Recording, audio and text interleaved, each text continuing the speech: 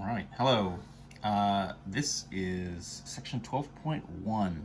We're going to kind of be wrapping up the course here with a few sections from chapter 12.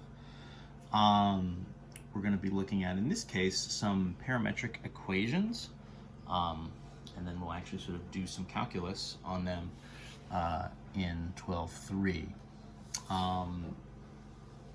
Before we do any of that, though, we need to actually know like what the heck a parametric equation is, and what's happening. So normally, right? So typically for us, equations have looked like, right? Y equals 2x squared plus 4 or something similar, right? You have kind of a y equals and you get something else in terms of x. This particular one would also be a function. In theory, you could have more generic equations that maybe don't work as a function in terms of x or y, because you can't kind of solve for them, so you're getting a unique output. But in general, right, it's sort of one line, x's and y's working together to tell you some information, right? And a lot of time it's sort of y equals or x equals, and you sort of have it set up like a formula, essentially, right? Where you have kind of an input. So in this case, right, x is like your input variable, right? You kind of put an x value into this, and then you get y as an output.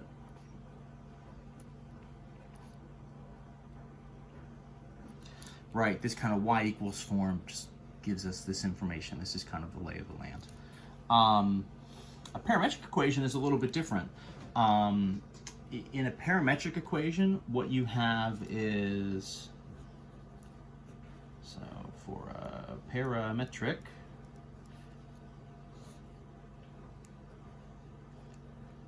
equation, so you have variables x and y that are kind of independently defined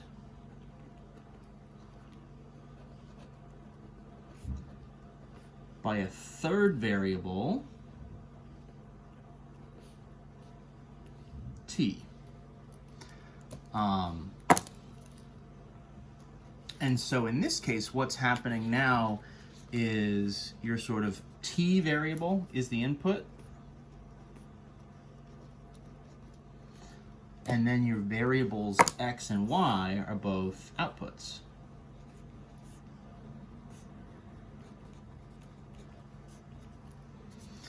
I sometimes like to think of this, and I don't necessarily know how true this is, but I sort of think of it as your t variable as like a time variable. So I think of this as like x and y are kind of independent equations that are that are sort of changing over time, right? So you get some sort of a formula. Let me give you guys an example while I talk about this. So maybe I have something like x is defined as 4t squared and y is defined as 2t plus 1. Right, so the idea here is that you get these like x and y variables, but they're kind of defined by these t-based equations. Right, so the kind of basic setup here is like x and y are sort of variables that are moving, but they're sort of variables or functions of time, some sort of t variable. So t is our input here, right? And what's going to happen now, to try to like make a sketch and like just sort of get a sense of like what this is doing or what's even happening. So we can sketch.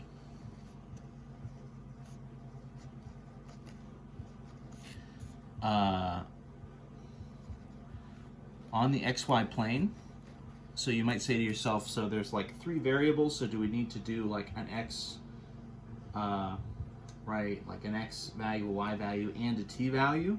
In some sense, yes, but that doesn't mean we need to use like a 3D system necessarily. We'll do it almost like a, you ever seen like a topographic map, right? Where you're sort of showing, right, 2 dimensions, you're showing, you know, north, south, east, west, but then you have different lines that represent different elevations, right? So you're kind of creating 3 pieces of information, right? North, south, east, west, but then you also have elevation kind of by these lines. The distance between the lines will represent a certain amount of elevation moving up or moving down. In any event, we're going to do something kind of similar. So the idea here is pick a couple just like representative t values. So we can sketch on the plane. The idea is make a table of values. That's kind of always our sort of like go-to, like first step here. So we're going to have t as a variable. We're also going to have x, and we're also going to have y. And so what we should do is just like pick,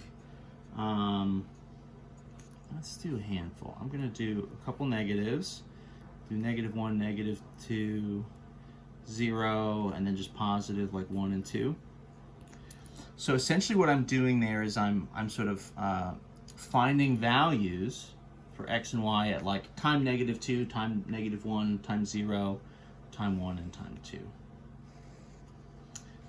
And in theory, right, I could kind of extend this, the t values, you know, out further in either direction. So these are relatively simple formulas, right? 4 times t squared and 2t plus 1.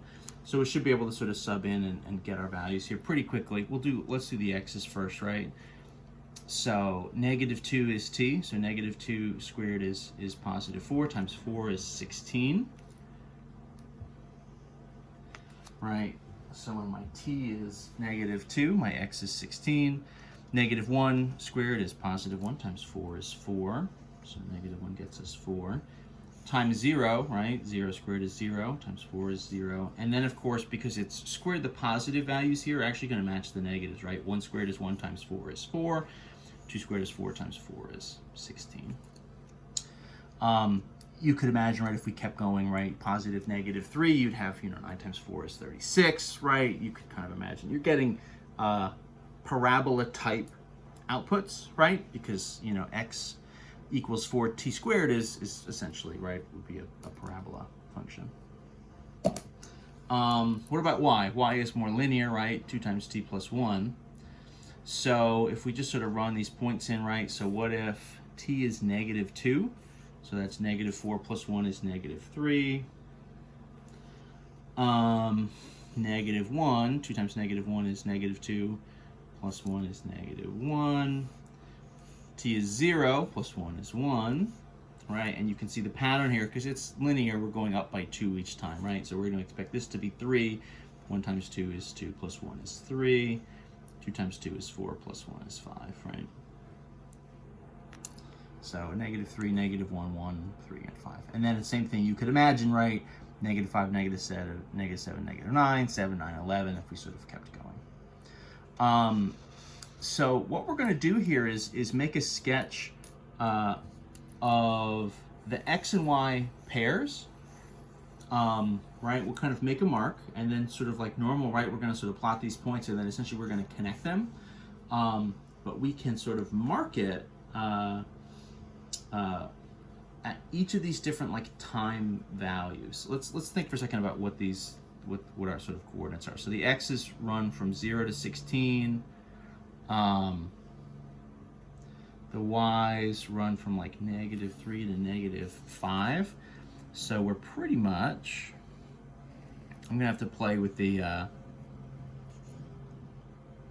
axes just a little bit. I really don't need anything in quadrants like 2 or 3, right?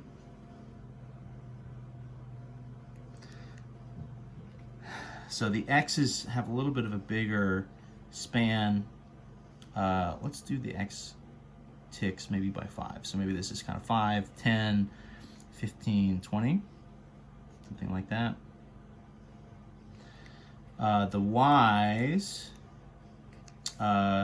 maybe positive to negative 5. So like 1, 2, 3, 4, 5, negative 5, 2, 3, 4, 5, positive 5. And so all we're going to do is so at time negative 2, right, the x value is 16, so that's, you know, kind of roughly here, and the y value is minus 3. So maybe that's here. So that's kind of time negative 2. Time negative 1, the x value is 4. So that's like here, and negative 1.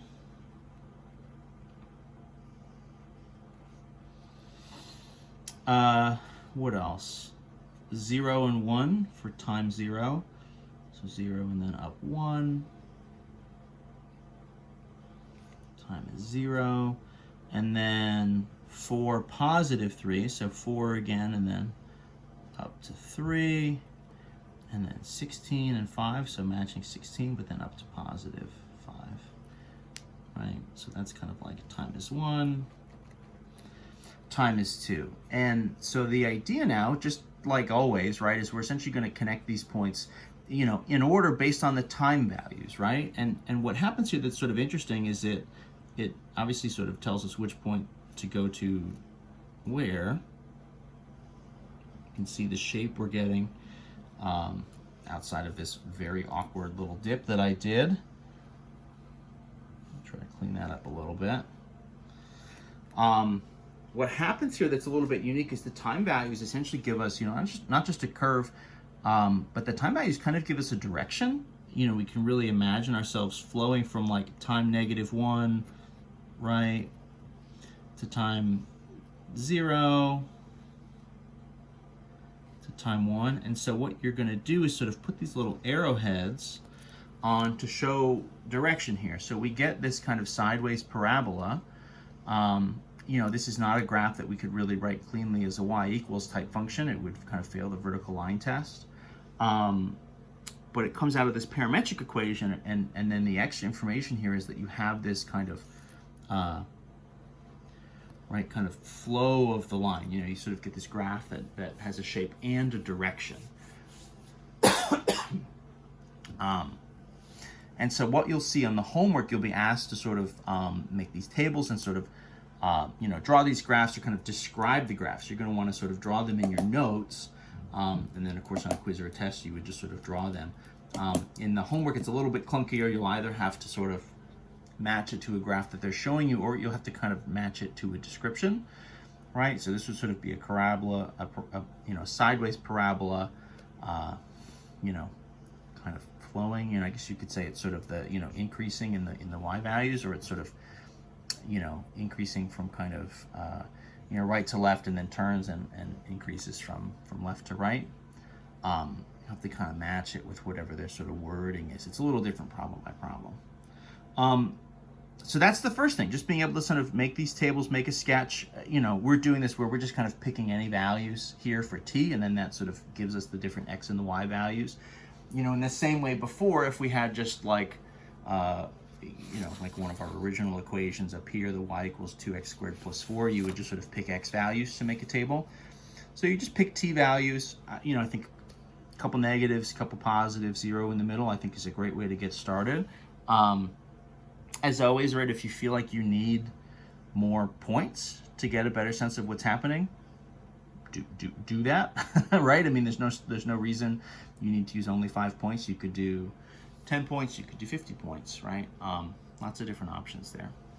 I'll cut this one here and we'll sort of keep going with some more of this in the next video.